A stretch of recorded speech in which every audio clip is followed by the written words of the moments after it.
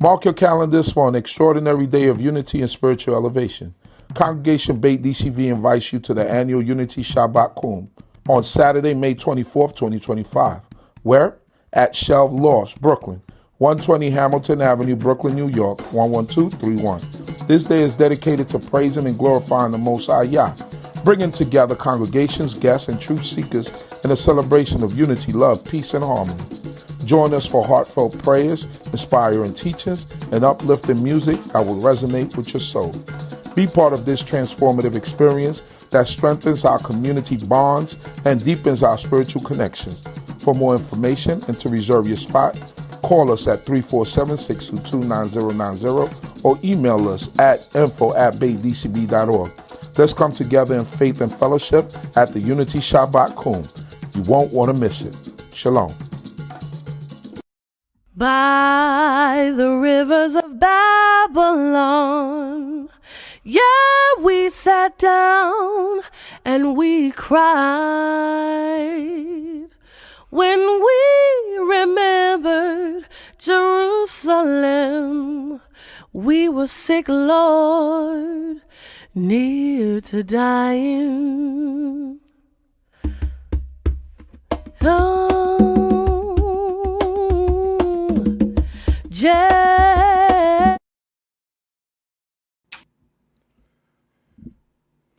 Shalom, shalom, family.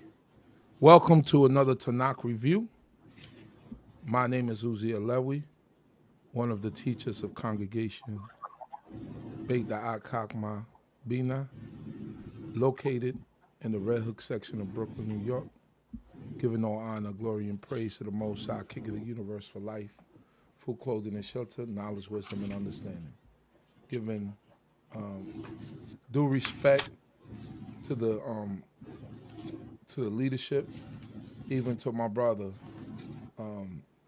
Chief Prince Jediel Ben Yissaschar, and also to the elder, Chief Kohath Ben Levi, and all the brothers and sisters and everyone at the sound of my voice. I bid to y'all an early Shabbat Shalom, praying that the Most High God will continue to bless each and every one of you with peace in your lives, full clothing and shelter, knowledge, wisdom, and understanding.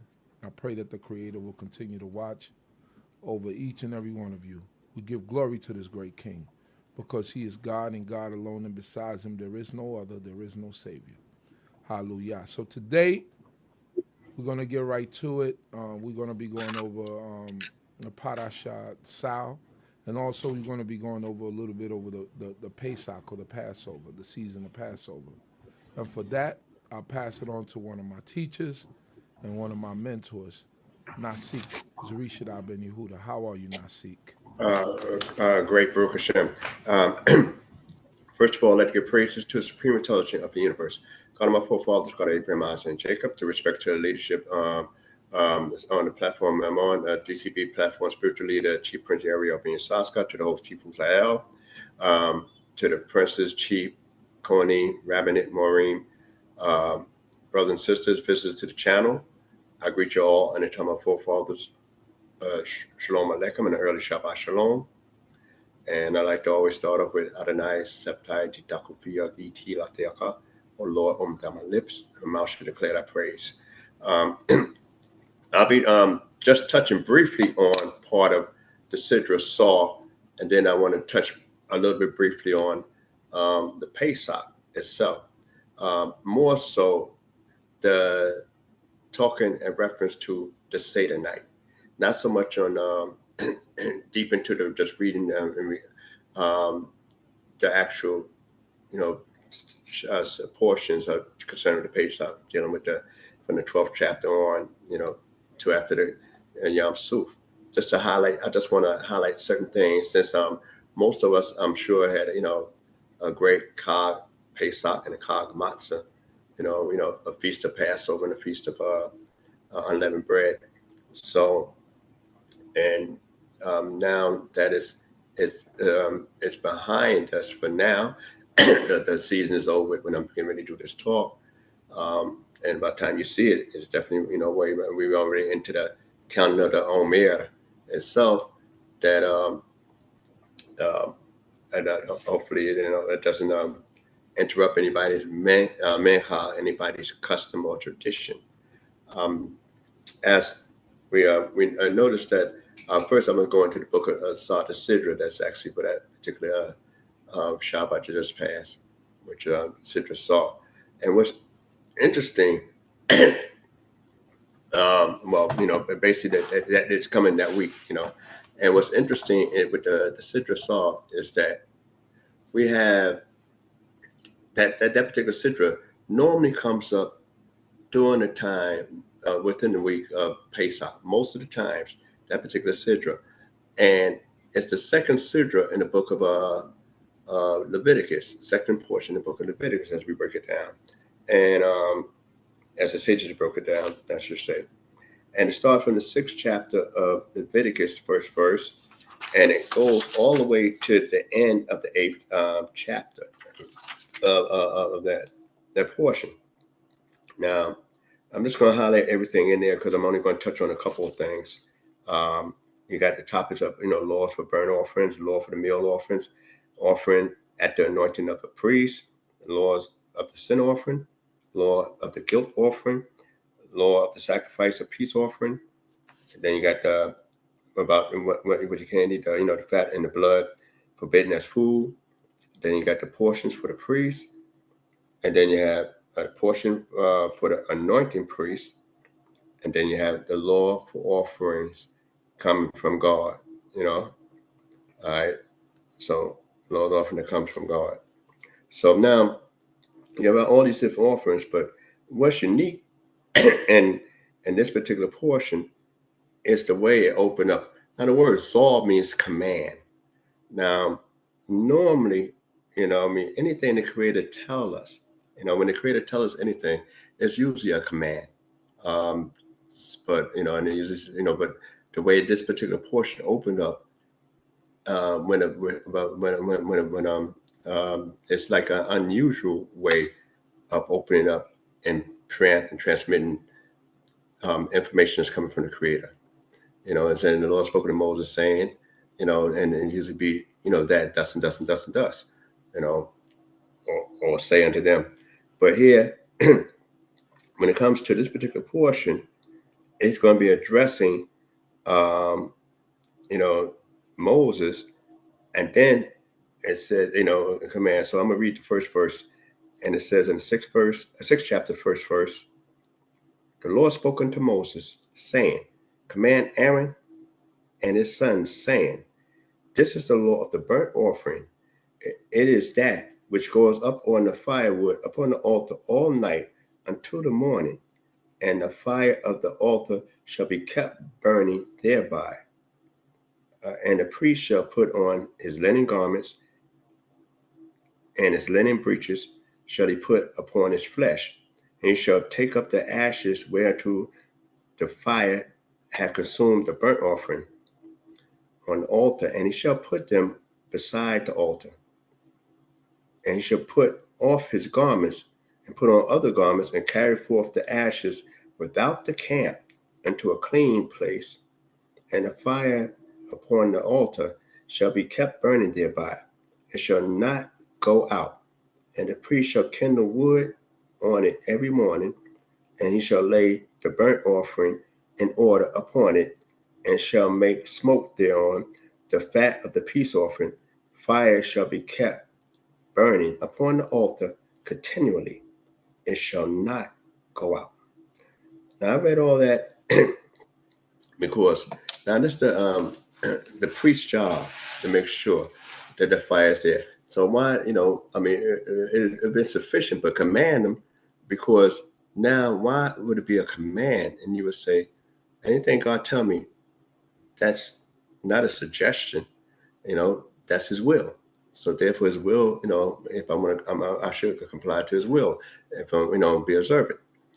But when we get to this particular portion here, it say command them, because this is a life and death situation. That also, you got to be vigilant, because this ain't going to be a one-time thing. This is going to be an everyday thing. And you're going to have twice it's going to be done. one in the morning and one in the afternoon.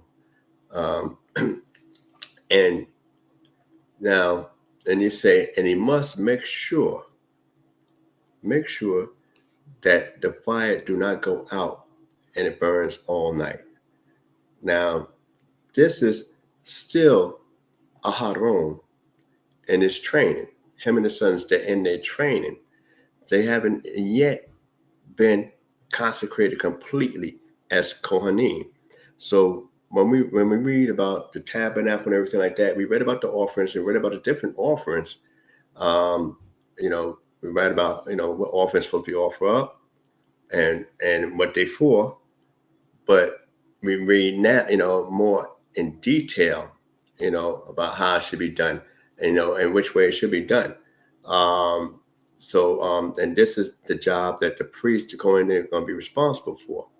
And that's why you say, okay, when you get to tend to do things over and over again, say like most of us that go to different synagogues or about various congregations, most of us that come regular, I should say, most of us that come regular to our various congregations where we worship at, we know the prayers pretty much by heart. So a lot of times we don't need to look and read in the book, by heart. And our mind could drift, but my mouth be running automatically. It's almost like people saying things and not thinking about what they say. So they just, orating certain things over and over again, but they're not into what they're actually saying and paying deep, concentration or kavanah, as we would say, in what they say or do. So what it is, the word mukdah that they use in the Hebrew, it's written here, and which is another thing I want to bring out. Let me make sure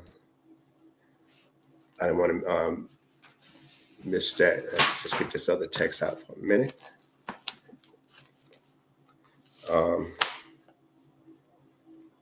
In the wrong chapter. Yeah. Okay. Yes. The word they have for flame, in the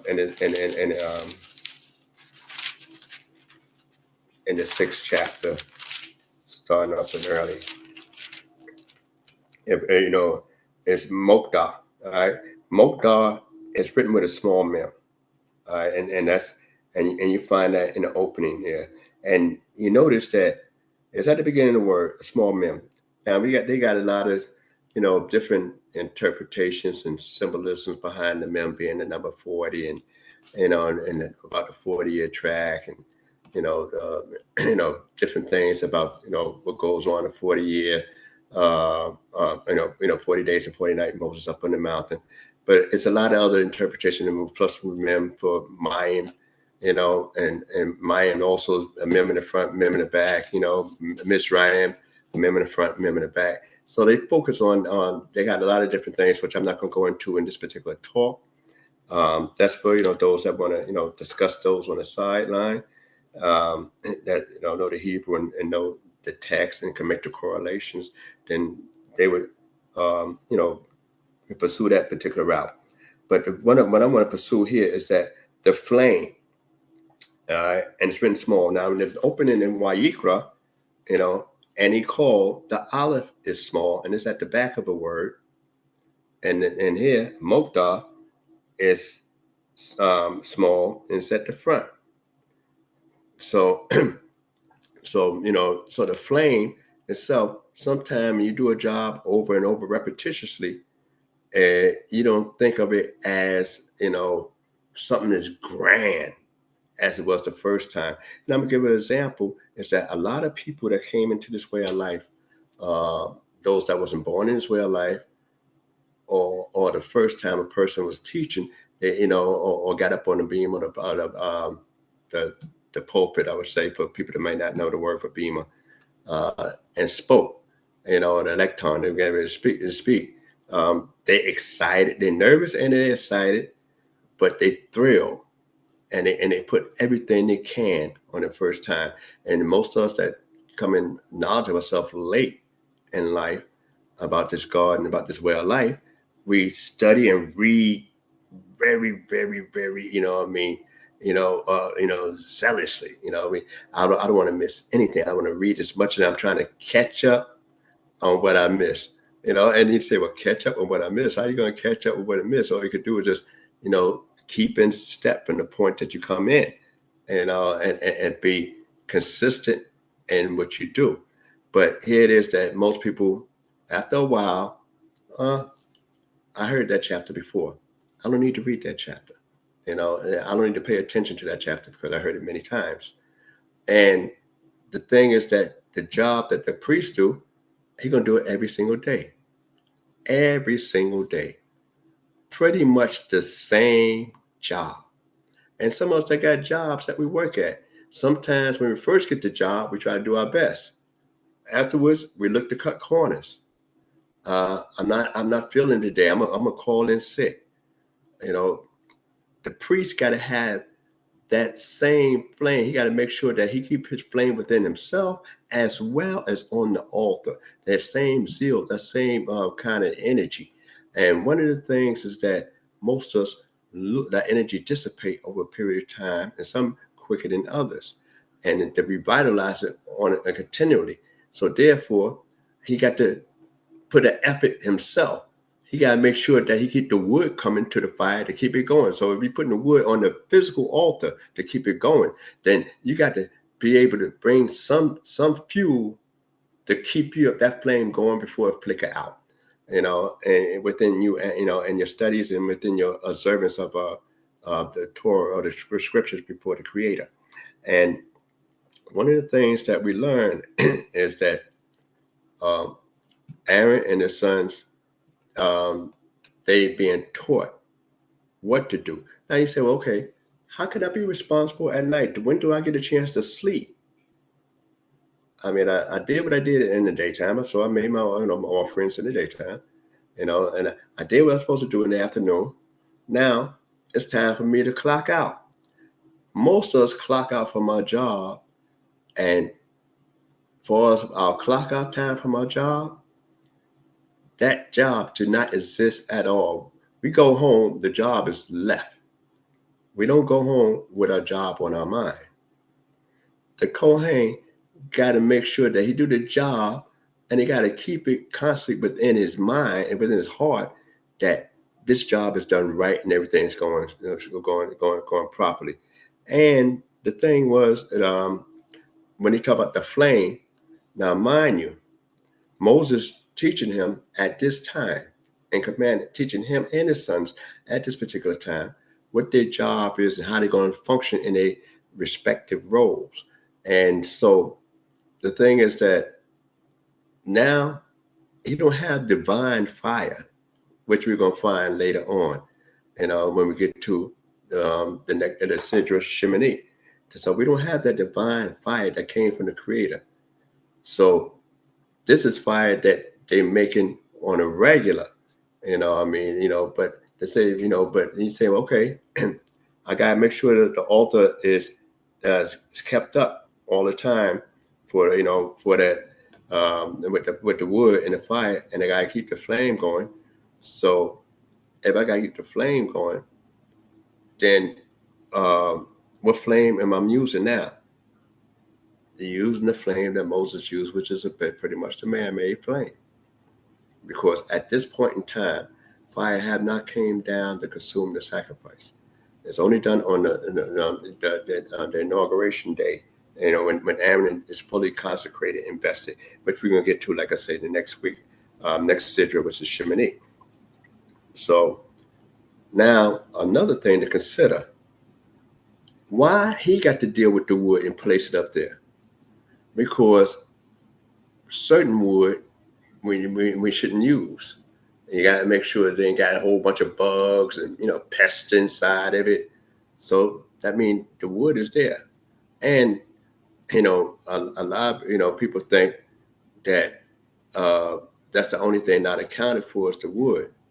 When people brought the things that's enumerated in Teruma, that was enumerated, and later on Wayachel, cedar wood was the wood that was asked for.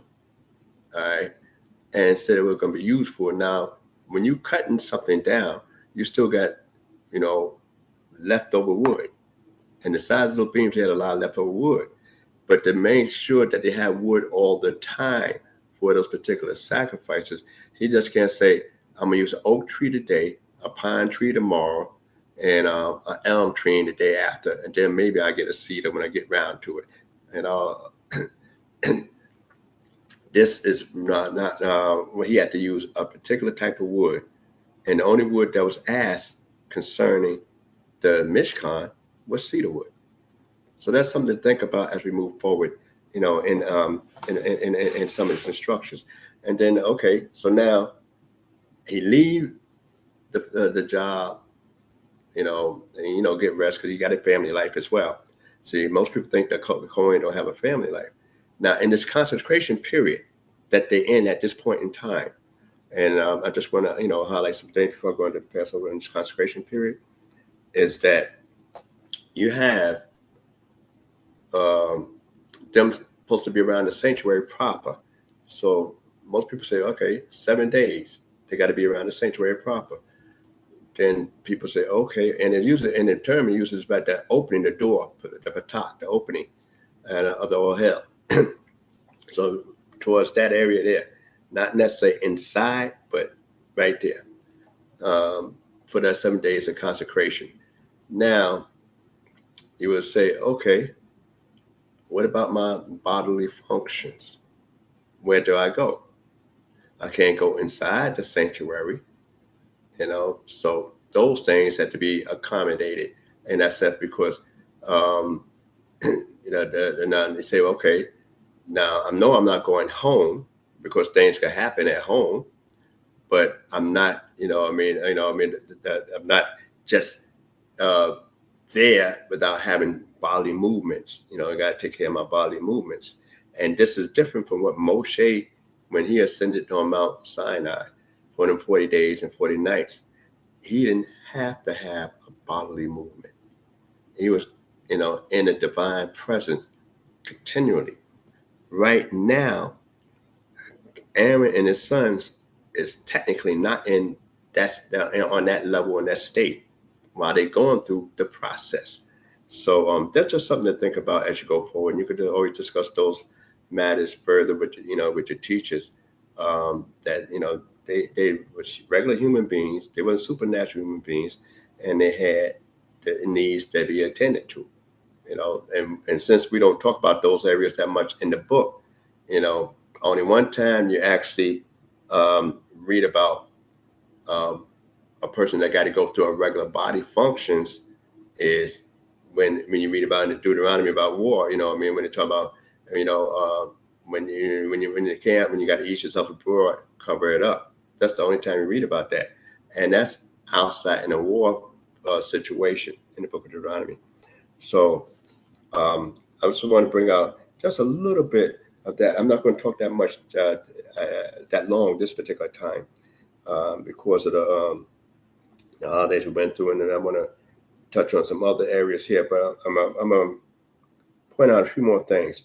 When they travel with the fire, when they do get the divine fire, that we're going to talk about later on, that the Creator had lit the oil and burnt the sacrifices up with on the altar, that fire must be used continually when they travel. So now you're breaking down the altar. You got a brazen altar, and it's broken down. And yet you still got to travel with that original fire that came from the Creator. You read it later on in the book of Samuel about the fire going out. The light went out. In Eli's time. But that's another area to consider. But I'm just pointed out that it's normally was it was pointed out that was a very vigilant there, and you kind of wonder, and I'm just leaving this out for you to discuss. I'm not going pursue it. I'm just bringing this out for you to think about other areas in Torah. Is that at the light of the fire went out in Eli's time? Did that promote more of saying, oh, the tabernacle is not all it is, what it's cut out to be anymore, because we don't have that original fire burning with the sacrifices? So that would prompt people to do a lot more, outside. Say, I'm going to sacrifice and offer up here. Matter of fact, I can even come up with a new God now. So this is something to think about in history. Later on, as if you read those particular books, in the book of Samuel and in other historical parts of scripture. Now, so when they would travel, when the tabernacles were really in full functioning, then they would normally put that fire inside of a copper pan, like you would see some nations when they're marching in the battle, they have a fire pan with fire up in there and everything like that. Not just for the night, but it's supposed to be, as well as mystical, spiritual meaning behind it, as they say. All right, so I want to push so that mem, like I said, Mokdah is the flame. So we got to always try to keep that flame going. And then it speaks about more of the different offerings.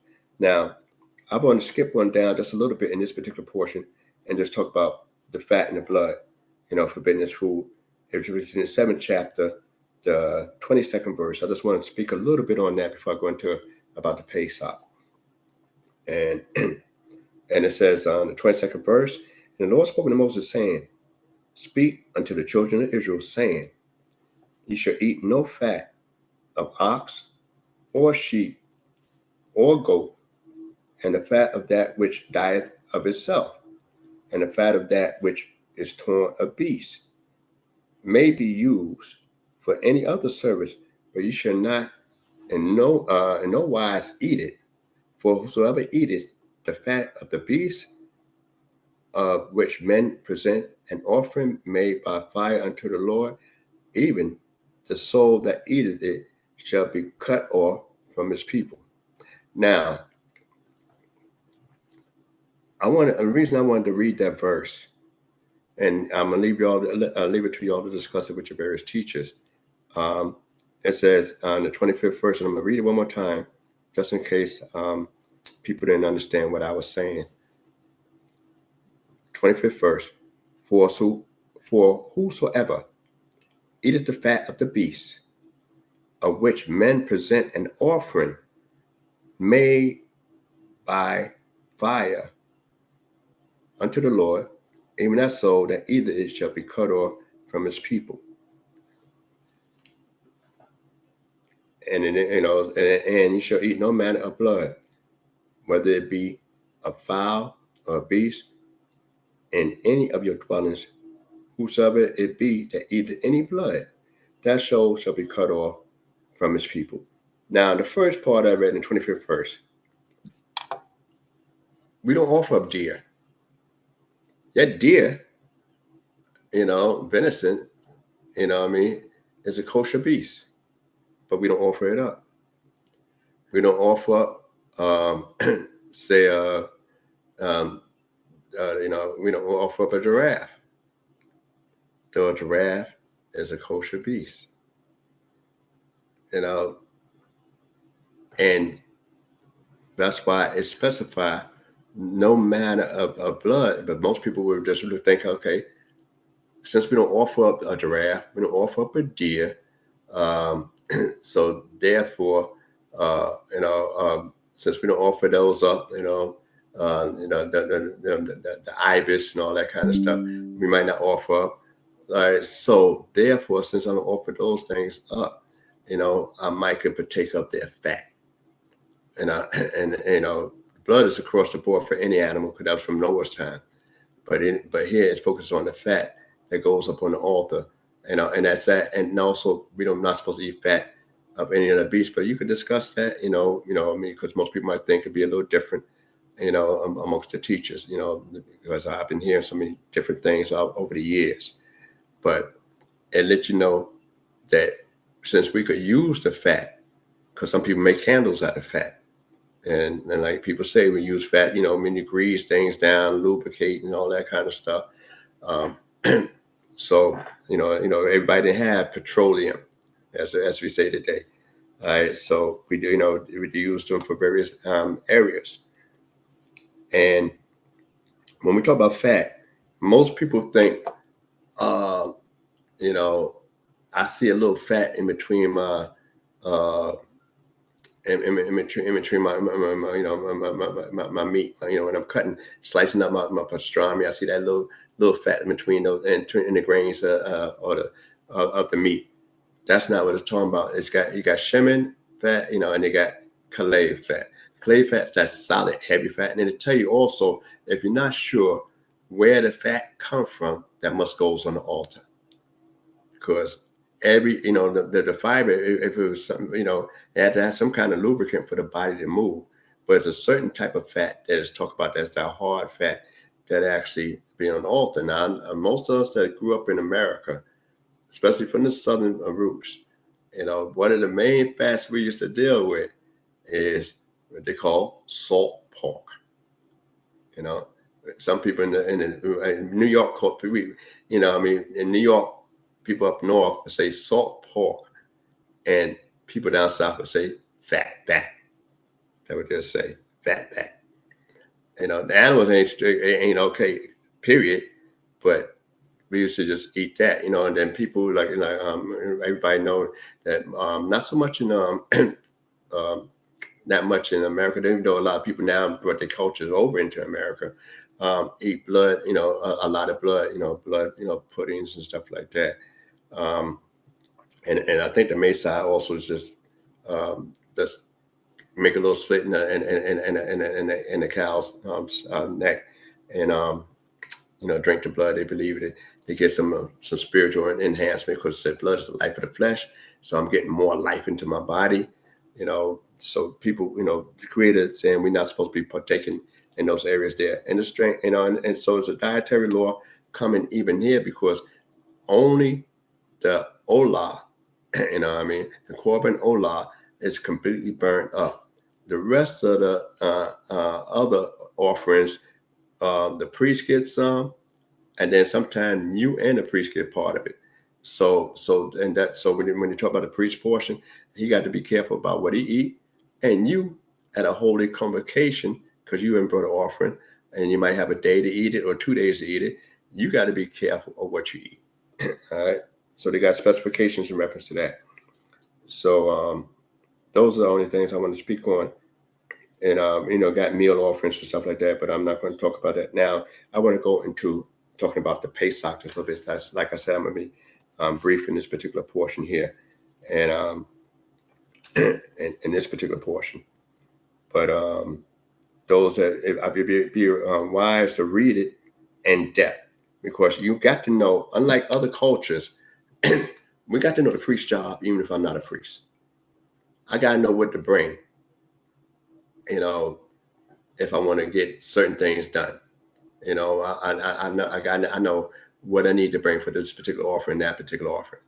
You know, so I know what part the priest's supposed to take. You know, I know what part supposed to go on the altar.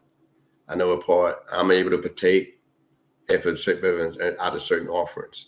So these type of things here, our way of life, that the priesthood idea, you know, and job wasn't a secretive job, you know, where we didn't know exactly what he did, because it's laid out for everybody. So that means we are our brother's keeper in that sense. Even though I can't perform the job, I know what your job is, and I'm supposed to learn certain allegorical messages from the job that's being done there. So I'm gonna go on and speak about the Passover now, the Seder, which if everybody dealt with. And let me just grab this. Now I happen to have what most people use a Haggadah. Now some people may not, you know, very few brothers and sisters may not use a Passover Haggadah. All right, but this one here I happen to have is a deluxe edition from Maxwell House. You know, the coffee company, Maxwell House. In fact, they got a company close by where I'm at, Maxwell House Coffee Company. And what is, you know, they definitely did had a great marketing skills when they produced this this particular item of Pesach, Haggadah, which you mostly give out free around this time of the year. And also you have maybe 1,000 different types of Passover Haggada's. Everybody have the different areas. You even have a vegan Passover Haggadah. You got strange enough, a Hindu Passover Haggadah. You have, you name it, they got one of them Haggada's coming out. I don't, that's just to let you know. And the thing is that what I want to bring out in reference to the Haggadah and the Exodus story that we read about, and most people have heard over this week, and we focus pretty much on this week. Like I said, the Tzaw comes along with the Passover, and within that week most of the time. So therefore, we got to learn different lessons from it. Now we know we commanded to observe the Passover. We're commanded. Now some people believe that if we're not in the land, we're not supposed to observe, the day. Pesach is a dinner, an organized dinner. And like I said, one of the things about an organized dinner is a family dinner. Now, when I like to bring out about the Passover itself, that most of the Passover Haggadahs have like 15 steps that they do, that they read and talk about it, because people try to stay up. Because once you start, when they did have the temple still standing over, almost, a little, when it was still standing more than 2,000 years ago, it was still standing. So when the temple was still standing, that they were still, had a Passover, observance. Now, Passover, unlike any other day that we observe out there, all the other Shalom Regalim, like I've spoken before, is the most turning point in our life than any other Shalom Regalim. Now, you figure at Mount Sinai, when we talk about the Feast of, we observe the Feast of Weeks, and we talk about, character building for that particular time. For the 49th day and the 50th day, we had to the Feast of Weeks. What we learn is that going to that particular point in time of counting, we before the Creator of heaven and earth, and that is not so much even a turning point in our life as the Passover is when we try to get back. Maybe because there's only a one day card, and it seemed like it should be a very, very strong revelation where we're told by Moses to remember the day that we stood at Mount Sinai. We're told to remember that, and yet we're told also to remember the day we left Egypt. So why is that played down somewhat? And it's the only one that doesn't have a particular date. It's based on us participating in counting and calculating that particular time. So then we get Sukkot. Sukkot itself is a day, that we actually take part and participate in as well. But the participation is we build up a hut and we go in there and stay in there, and then that's pretty much it. That's pretty much it when it comes down to the Sukkot. You build a hut, you go inside, you have a meal, you're dwelling in there, and you figure, it's hard to say, well, strong, life-changing effects.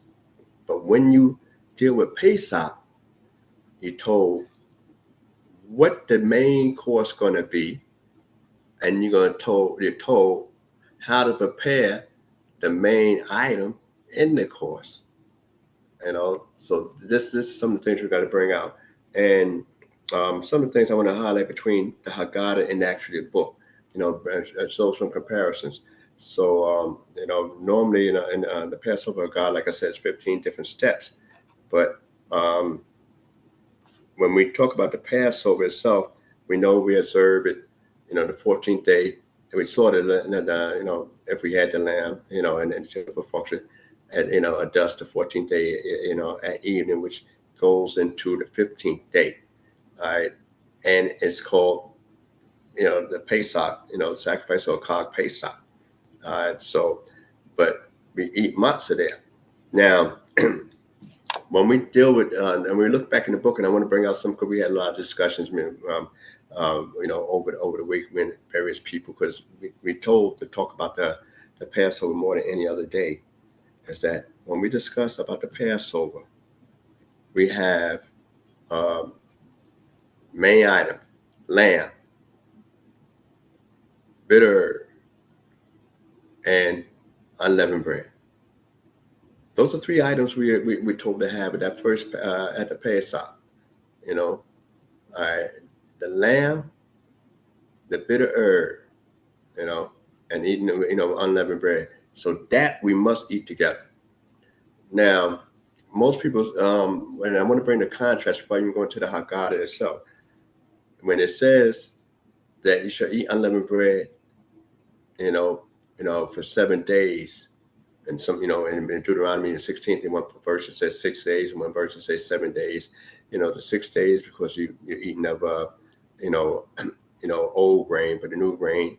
You're eating of the new grain rather 6 days, but the old grain you could eat for the whole 7 days.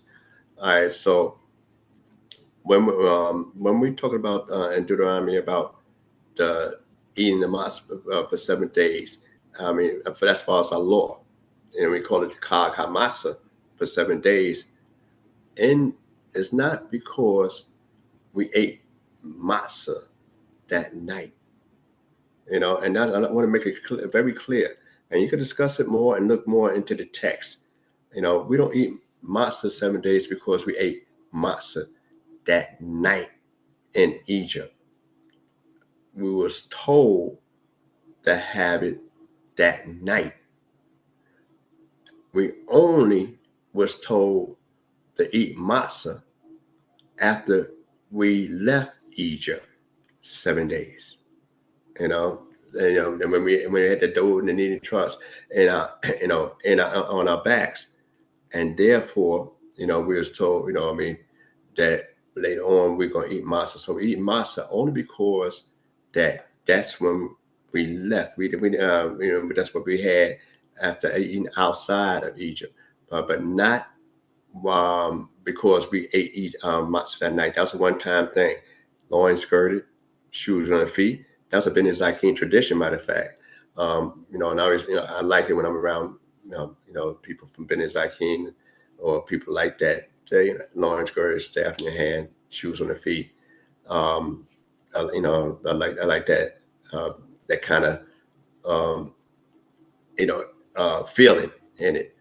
And but the main thing is that it was only mandated then that's how you should have it. Now, the difference is, and I'm to draw some contrasts, later as I move on.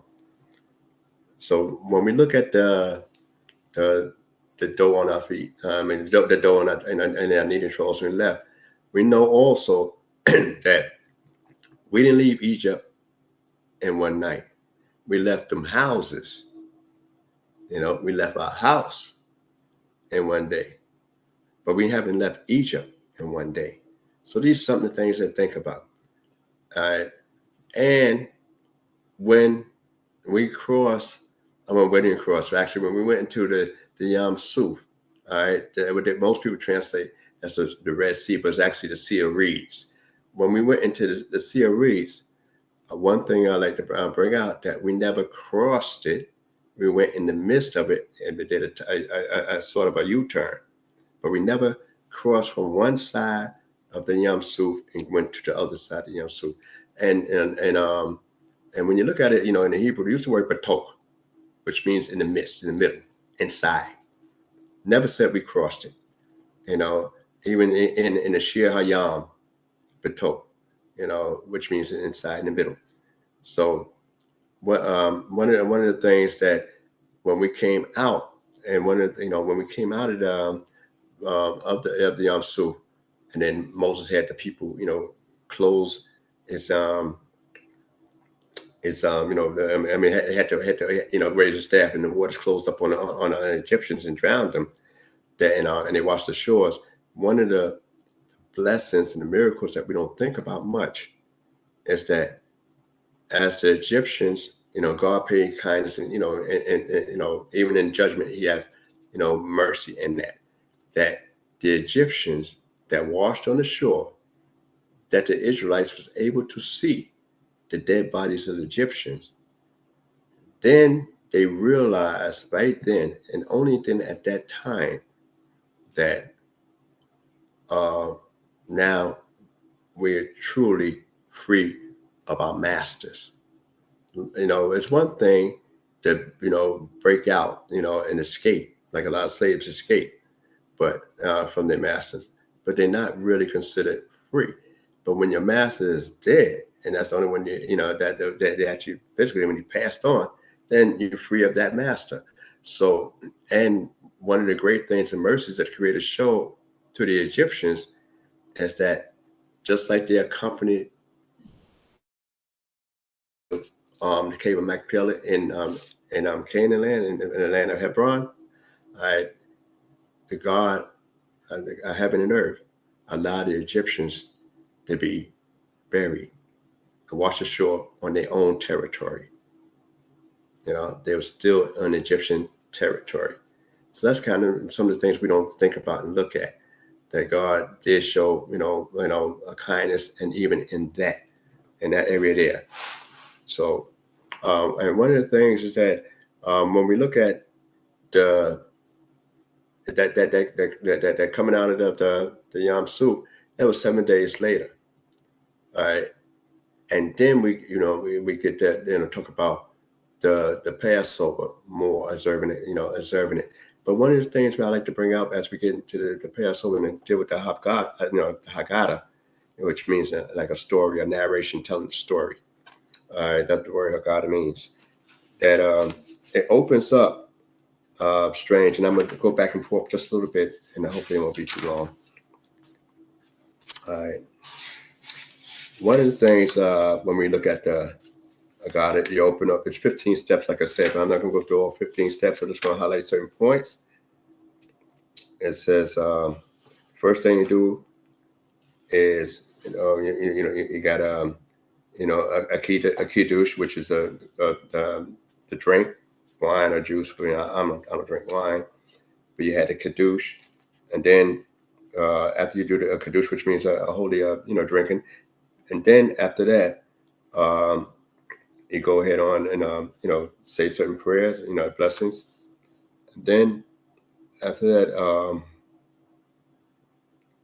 it talks about, you'll be talking about the Shabbat, and it's mostly in the Haggadah. But one of the things when they always ask, before you even get to the portion about, ma nishtama na halayla, ma nishtala halayla hazeh, So before we get to that point, you have this washing of the hands, and then you start with this the corpus, which is some kind of green leafy vegetable. Now, one of the things I like to bring out in some highlights, and because I had a lot of discussion over that over a period of time, that it don't tell you what bitter herb to use. Just say motto. So what is a bitter herb? And most of us have a tradition in various congregations I'm at, which became more popular, more so in Europe, is eating the horseradish as the bitter herb. So that's most of the tradition. But that's adopted later, and that's much later. That's a tradition that's centuries later. And the earlier is any green leafy vegetable, but the number one would be lettuce. And since the number one vegetable would be lettuce, it's simply because that lettuce itself it starts off sweet and ends up bitter. The regular lettuce, and so it has a symbolism behind that, because when we went to Egypt, we was VIPs. We stayed there for a little while. Next thing you know, we had bitter bondage, bitter work going on. We was treated, horrible. All right. Now, when they have certain things about the, so a lot of us might use that. Then you dip in, greenery in with your hands. And just bring out some of the things that most people did in the Haggadah Seder. I'm not going to read everything because I don't want to try to keep it, long in here. Is that you would take some green leafy vegetable and dip it in some salt water. That's all rabbinic. The way we do Haggadah is basically rabbinic. It's not basically, on the Tanakh. We dare to, learn certain lessons in the Haggadah concerning the Passover, and also the thing is to ask and stimulate questions, while we did at night. So when we talk about taking this there and dipping in some salt water with our hands, we gotta say, well, okay, where does this come from? The African man, which is the middle matzah that we deal with between the two, and we break it in, we might hide it, so that's actually to know that we got some Greek in there in the Haggadah, and also to recline and drink, the drink and eat, to recline and eat and drink. Now, in the Tanakh, the first time we were supposed to eat in haste, we're never told to eat in haste again. Now we recline and they lean to the left. And why were most of them leaning to the left? Most men lean to the left. They lean to the left simply because most people, at that time were right-handed. So if I'm eating with my right hand, but I lean to the left, I'm not causing you a problem. And when we're sitting at a banquet table. So that's actually from a Roman banquet setting that we actually do that. So you can do the research, but I'm just sharing some information, reference to the Haggadah and some of the differences in reference to the Pesach. Another striking thing is that you have this. You're going to drink 4 cups of wine, that night, and you got the 4 sons that they talk about. The wise son, the wicked son, the simple son, and the son that don't even know how to ask. Now, we just read about a son in the scriptures. So the wise son, the simple son, and the wise son, the wicked son, and the simple son, and the one that don't know how to ask, that's just strictly rabbinical. So I'm just letting you know when we go through the Haggadah, just sharing some insights, between the thing. And they take it from one thing we know we're supposed to talk about it, and it should be enlightening your children about the Passover. And if we all knew about the Passover, we're still supposed to discuss the Passover. And when we observing the Seder that night, we're not observing, we're not focusing on just the ritual of memory, a memorial. All right, we actually supposed to actually relive the saga. So when we talk about it, it's never the thing about just remembering it. It's about living out the saga of the Exodus and that first Pesach in Egypt, in the Exodus. So that's basically some of the things I like to bring up. And then when you talk about the 4 cups of wine, as they say, that's basically from the Jerusalem Talmud, and as opposed to the that. But 4 cups, they have so many different meanings behind the different 4 cups. And even got a 5th cup, for Miriam, which is water. They even they even talk about Elijah's cups. They talk about the opening up the door for Elijah, the Tishbite, the prophet that's supposed to come back. All right, those are some of the things they have in the Haggadah. But one thing I would like to bring out, before I get to that, because like I said, I'm going to bounce back and forth, just to be brief, since we already passed through it. But I'd like to, bring out these things so you could just talk about them again, as we move on. Is that you have 4 cups could also allude to Moses himself trying to turn down God, God's request, command to go down to Egypt and, speak to Pharaoh. And how we get to four times Moses turned him down, one, the first time, I said, okay, well,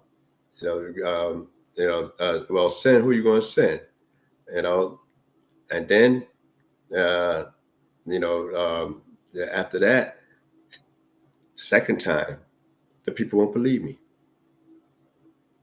Third time, I'm a man of few words, and I haven't been, and I can't talk, and I haven't been from before or now. But he's doing a lot of talking about saying I'm a man of few words and can't talk. All right, and then it goes on the fourth time, and and said, yeah, let me see, first time, yep,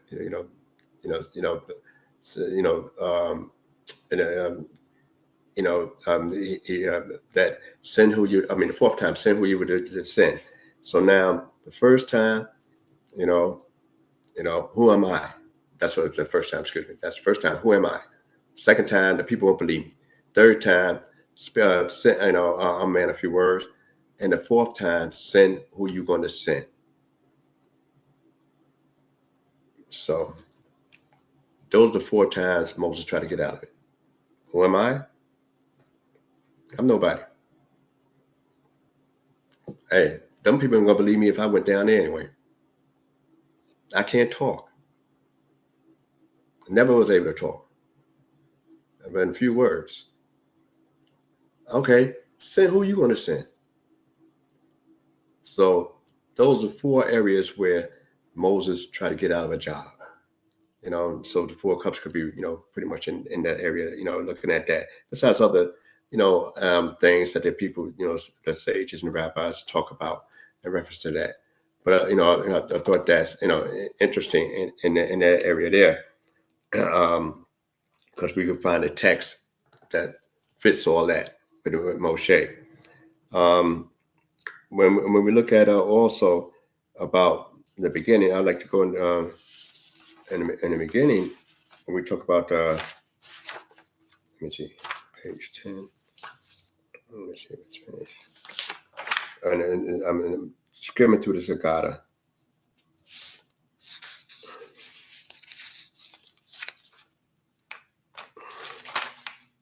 All right. So one of the things in the Haggadah, after this, I said, it says, this is the bread of affliction which our ancestors ate in the land of Egypt. Let all those who are hungry enter and eat thereof, and all who are in distress come and celebrate the Passover. All right. Now, one thing I like to bring out, who are you inviting? All right. Who are you inviting at the Passover?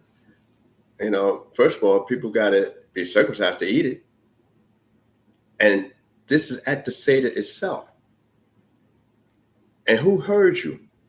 If you invite me to dinner, you got to tell me in advance. Crown Prince, I'm having a dinner in my house. You're such a date. If I would like for you to come if you're available. That's an invite. So what do I mean by inviting somebody and all those who's hungry come and eat now? What's the message? So it's another message, another symbolism behind this message. And then not only that, we know it's a requirement if it was a real Passover, lamb. And then who are here? You're already at the dinner table. All right. It ain't like I'm at the dinner table. You're already prepared to eat. Went through a couple of stages already. All right. And then when we look at the Passover itself, all right, we find that you have other avenues about inviting a stranger. What make the Passover so unique? It's the only day, and we're the first people that actually go out to say, I and the stranger could be invited. You know, if you want to do it on his own, he got to be circumcised and he can bring his own offering and invite other people to his thing, as long as he comply with the offering.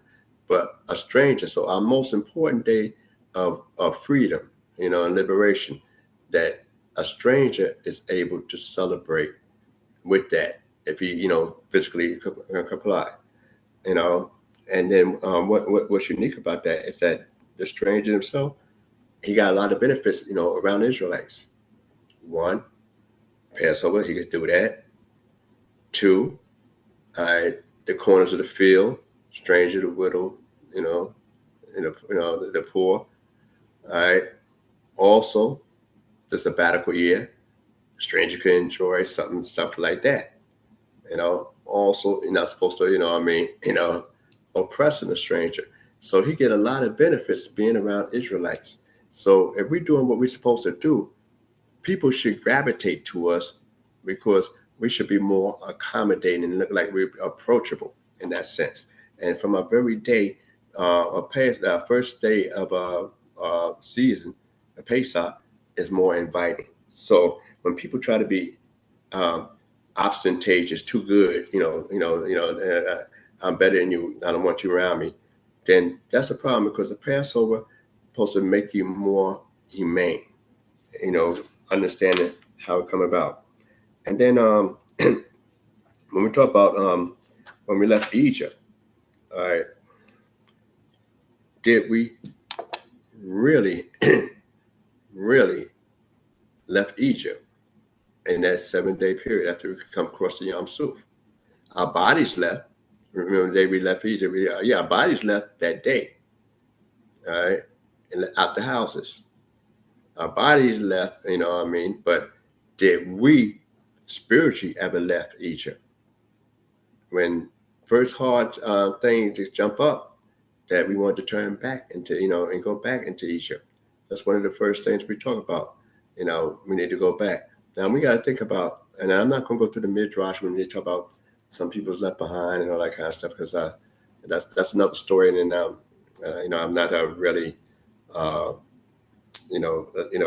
really accepting of the 80% that was left behind, you know, and only 20 left. You know, that's another story to be. I'm aware of it, but that's another story. But one of the things is that we had, that we ourselves have this thing where we left Egypt physically, you know, but we didn't leave it spiritually, and that's why we wanted to go back. And why would it, you know, and to show you that we wanted to go back so soon is because the Creator told Moses that I'm not going to lead them by, you know, the land of the Philistines, because they see war and they'll turn back. Not they think about turning back, they will turn back. Now, some people, and one of the things about the Exodus story, and I'm just going to get ready to close out, you know, in a moment. And one of the things about the Exodus story, when we look at it, is that we, as a people, God had to come down and rescue Himself and get us out, you know, Himself. He said, okay, and that's going to lead me to my next portion about Dietary, you know, and also dealing in a segue to accounting the Omer. So when the Creator went through the land of Egypt that night, and he said, I will pass by, you know, but He would not suffer the destroyer, you know, to come in if you see the blood up on the doorpost and, you know, and two side posts, up in two side posts, and, you know, and He would slay, you know, all the firstborn of Egypt. One, only the Creator had the qualification to slay him, and also only the Creator was able to have us come out of Egypt. He couldn't send an angel to rescue us.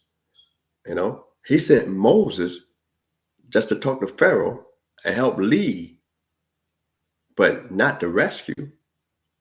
Talk to Pharaoh and help lead, but He brought us out. And that's what the thing is, you know, out there. And notice that in the Haggadah that we read, Moses' name is only mentioned one time in the whole Haggadah,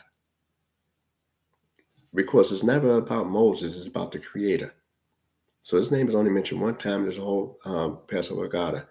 So, and I'd like to just conclude. There's a lot more stuff I could say, but I just want to say I'm going to be brief. But I want to conclude on this area here, the Diana episode, and share about what the first Passover that we kept in outside of the land of Egypt.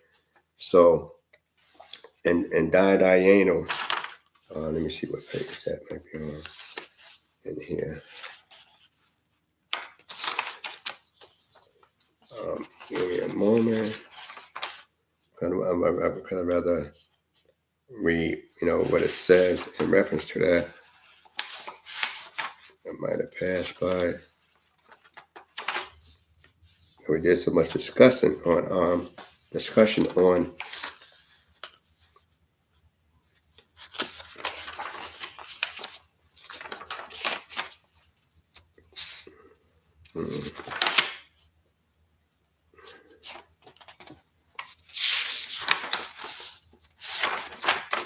all right, well, that's when you have so many things in front of you.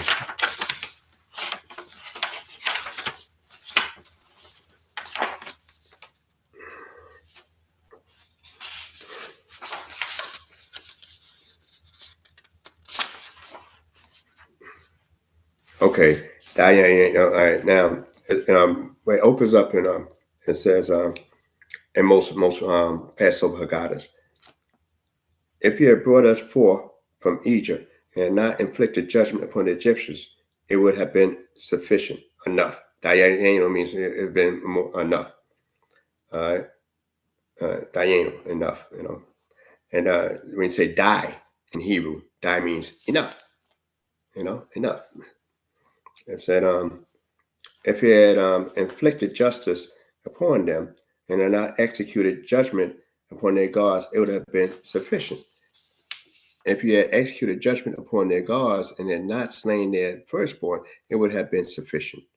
If you had slain their firstborn and not bestowed their wealth upon us, it would have been sufficient. If you had given us their wealth and had not divided the sea for us, it would have been sufficient. If you had divided the sea for us and not made us pass through on dry land, it would have been sufficient. If he had made us pass through its midst on dry land and had not drowned our oppressor in the sea, it would have been sufficient.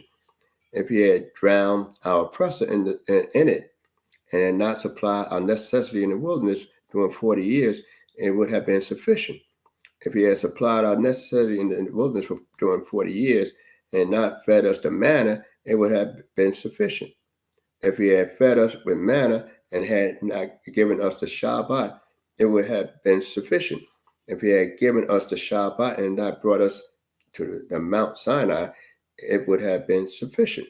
If he had brought us near to Mount Sinai and not given us the law, it would have been sufficient.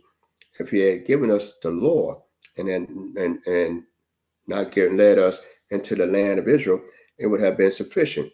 If he had led us into the land of Israel and not built the temple, it would have been sufficient. All right. And then it goes on to say, how much more are we indebted to the manifold bounties which are omnipotent bestow upon us? All right. Now, I'm going to stop there. The reason I'm stopping there is that in the Haggadah, everything is said. If you'd have stopped right there, it'd have been sufficient. Is that true or not? That's what we got to look at. And why? And since they know that it's not true in a sense, it's simply because we complain all the way, all the time. So what do they mean by it would have been enough if it, if he just did one thing, when he did all that stuff for the 40 years, and in the 40th year, the new generation said that, Egypt was the land of milk and honey. So when we look at the Haggadah and we think about the Passover story, then we got to really, envision ourselves as the original people leaving out, and how the saga was in that first night. And one of the things I like to share with people as we go forward, and that's what I'm saying when we read Haggadah, because most congregations read the Haggadah, but a lot of times we discuss other stuff except the stuff that we read in the Haggadah, for most congregations. And one of the things is that when we observe the first Pesach, one of the strangest things is that we observe the first Pesach outside the land in the second year of our Exodus. All right, the tabernacle erected, dedication for 12 days. And then on the 14th day of that same month, we observe the Pesach. All right. Now, after that, we never observe another Pesach until Joshua crossed over. And then he talked about, circumcised a second time. So he rolled away the reproach, of Egypt. Now, the reproach of Egypt, he said he rolled away. But what we find here is that another strange phenomenon happened. And the strange phenomenon is that first year, you only had females being born, if any. You never had a male child born in that first year. And Joshua supports that area because he said all those born in the wilderness was not circumcised. So that means that if women were having babies, you only having female babies, if you have any at all. After that first Pesach, because everybody had to be circumcised, they observed the first Pesach at their most holiest part when the tabernacle was at its most zenith era. That after that, any males that was born, they wasn't circumcising them. And why? Those are some of the premier questions one must ask. Why they wasn't circumcised? Why Moses didn't focus on that? And what did Moses know that we didn't know? And why did God allow it to go down when if you don't keep the Pesach, you get a chance to get cut off? And then who could be cut off? And then the generation that died was 20 and up. So you had 19-year-olds that seen what the Lord had did for us when you asked the questions, what the Lord had done for me. But in the Haggadah, I wasn't there. I got to act like I'm there. So these are some of the things that we got to consider. Who asking the questions, why the questions being asked, and the deepness and importance. And I could go on and on about a lot of stuff concerning the Pesach, but I think that's enough for now because we should be counting the Omer, and we count the 50 days in the Omer. They have 7 emotions. You recommend to the statutes that they talk about and characters. Some of them, sword, Kater, Malka, and all that stuff.